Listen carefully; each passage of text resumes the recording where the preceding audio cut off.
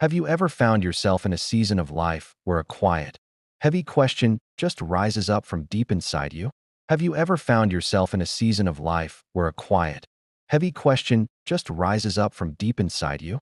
A question filled with confusion and maybe even grief. Why did God allow this to happen? Maybe for you, it was betrayal from someone you trusted completely.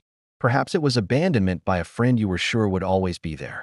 Or maybe it was words from a loved one that cut deeper than you ever thought possible. You got through it, but the ache, it lingers.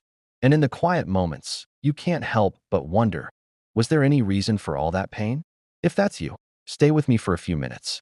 Because the truth is so much more redemptive than your pain is letting you believe right now. When people fail us, it can feel like God is distant, silent. But Scripture reminds us over and over again, God is never absent. Not for a single tear you've cried, not for one sleepless night. His silence isn't abandonment. It's often the sacred space where he's preparing something far greater than you can see. Think about Joseph. His own brothers, his own flesh and blood, betrayed him.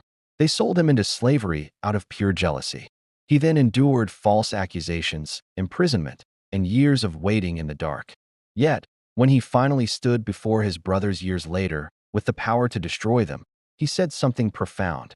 He declared, "You intended to harm me, but God intended it for good." Notice, he didn't minimize their sin.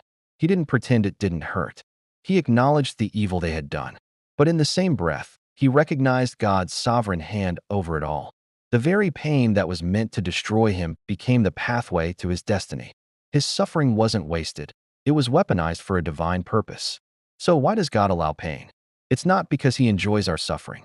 And it's not because you deserved it. It's because pain is one of God's most powerful tools for transformation. Sometimes, God allows pain to detach you from places, or even people, that your soul has started clinging to more than him. Sometimes, he uses the sting of broken trust to protect you from a future that would have led you far away from your calling. And sometimes, he allows the wound so you can develop spiritual resilience. Things like patience, true discernment, and a faith that's been tested and proven real. Pain has a way of revealing who is truly with you and who was only there when it was convenient. It sifts your relationships, leaving only what aligns with your divine assignment. And here's a critical truth. Your identity was never defined by their actions. Just because someone mishandled your heart doesn't mean your worth diminished. Their failure to love you well does not rewrite your story. You are still chosen. You are still deeply loved. You are still protected. Their rejection cannot cancel God's plan for you. In fact, strange as it sounds, it may have just accelerated it. Remember that promise in Romans 8 verse 28. And we know that in all things God works for the good of those who love him. It doesn't say some things. It says all things. That includes the heartbreak, the betrayal, and the disappointment. God doesn't waste our pain. He redeems it. He turns it into wisdom, where you can say, "I won't allow that again." He turns it into clarity, where you can say, "Now I see what real love looks like." And he turns it into purpose, where your story can now become a source of healing for others. So as you move forward, carry these 4 truths with you. First, your value is unshakable, rooted in Christ, not in how others treat you. Second, pain is a revealer. It shows you who walks with you in truth. Third, growth often comes through grief. Your trials are building spiritual strength for what's ahead. And fourth, true healing begins when you release your pain to God, the one who binds up the brokenhearted. Psalm 34 verse 18 says, "The Lord is close to the brokenhearted and saves those who are crushed in spirit." You are not forgotten. You are being refined. Let's just pray together for a moment.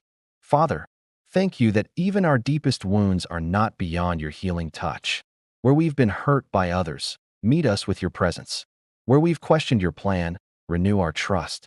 Give us the grace to forgive, the courage to release, and the wisdom to walk forward in alignment with your purpose. Remind us daily that our past pain is not our final chapter. It is the foundation for a greater story. In Jesus' name, amen. God is not done with you. Your best chapters are still being written. If this message encouraged you, tap that like button, leave a comment about what spoke to you, and subscribe for more biblical wisdom that meets you right where you are. Remember, you're not alone, and you are so deeply loved.